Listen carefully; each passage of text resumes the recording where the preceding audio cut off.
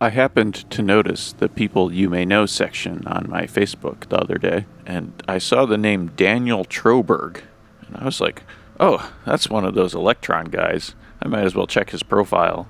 And I almost immediately noticed this.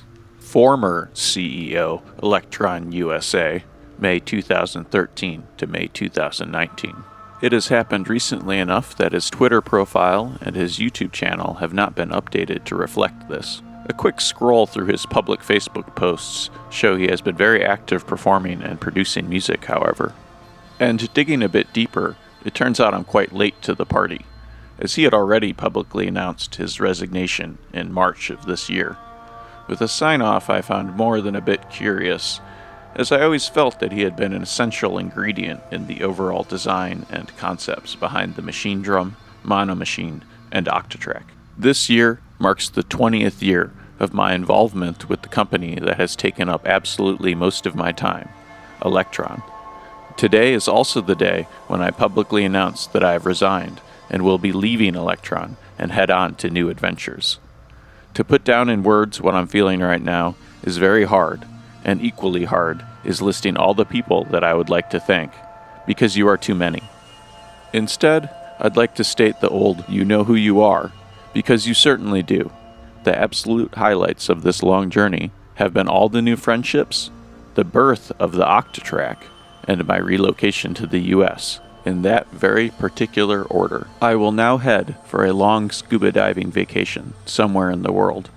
Then I'll come back to LA and see what the future is holding in its hands.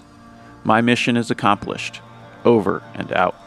The Elektron studio in Berlin just opened, and it's also rather interesting. It's not long after the release of the model samples and the Digitone keys, both products which have had a somewhat mixed reception amongst Elektron aficionados, and are in a somewhat different direction for Elektron. Troberg has been at Elektron for quite some time, and you can spot his name in the credits for numerous devices, generally at the end of a list, or just for some sound design, but other than Cenk, Troberg has historically been the most visible public face of Elektron, an employee that produces and releases music often made with the same devices he helps to design. His name has most recently appeared in the Analog 4 and Analog Rhythm Mark II credits, but I see no mention in the Digitact, Digitone, or Model Samples credits. Digging a bit deeper and looking for more information, I found some interesting passages from an old interview with Just Music Makers. Speaking of his relationship with Elektron, he says, "I got my first full-time employment in 2005. It worked so-so. I got my second full-time employment in 2007, and I'm still here. Of the original founders, one left quite early.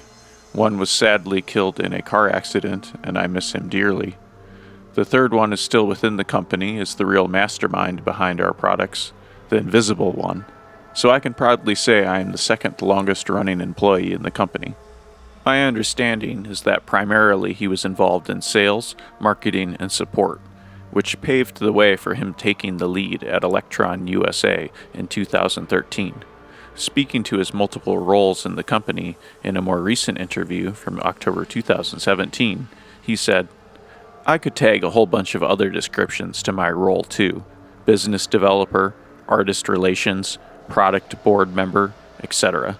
I think it's also worth noting that in this interview he stated he had no ownership stake in Elektron and only received a salary. There's likely only one other person alive that's more responsible for what the classic Elektron way of doing things has been all about. But according to Troberg, this person is no longer with Elektron. In this 2017 interview, he also states, "It's not been without its bumps and grinds, but I'm now officially the longest running employee at Elektron." So if Troberg is gone, the link to the original Elektron vision seems even more tenuous than ever. Going back in time quite a bit to that older interview, in regards to the Elektron design philosophy, he says, "About our units, they have a user interface which talks directly to the brain. It's not how many features you can pack in, it's how you can make use of them and how you can control them. The best feature, in my opinion, is that they are more or less standalone products. Each product can sequence itself easily, make noises, make tracks. Even the SID station has a small wavetable sequencer, which you can trigger via MIDI. And for every preset, you can do small loops and transpose them on the keyboard, making sounds which move and modulate. In regards to the business of making musical instruments, he espouses a philosophy of meeting competing interests in the middle. There is a fine balance between artistry and businessmanship within the musical instrument industry. It should contain 50-50, but sometimes it spills over too much in either direction. It's in one end esoteric madmen who have a very hard time delivering the great stuff they invent, or these Chinese mass production businesses which are so soulless it hurts. I think a lot about that, actually. I think a lot about my work. His comments on the music industry as a whole also reveal a certain level of distaste for making a business out of artistry. I utterly hate the music business as such. The people who are successful at it are either geniuses or evil. I think that the most successful DJs and producers share the same drive as any businessman, because it's mainly a business thing, where the music comes second. The world does not make room for the fragile. Another portion of this interview makes me wonder about Troberg's opinion on overbridge. We are not interested in doing software for computers, and I believe computers as we know them today will play a smaller and smaller role in music performance. For DAW systems, I would rather have a dedicated recording console solution. And in the 2017 interview, he has this to say about overbridge. We wanted to bridge the gap between hardware and software. Basically, it was our way into the computer music market, if that was not obvious enough. It was an excellent opportunity to introduce Elektron to people who were working in the box. The ability to remote control a true analog synthesizer through a VST plugin and making it feel like a plugin is pretty fantastic in my humble opinion. It's like the best plugin ever. Whoa, wait a minute here. So the best plugin ever is basically just for interfacing with hardware?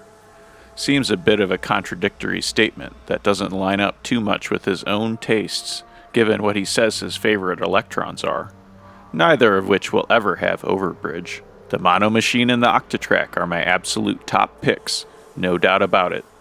The more things change, the more they stay the same, and whether Troberg is simply taking a sabbatical from Elektron or permanently moving on to other projects remains to be seen.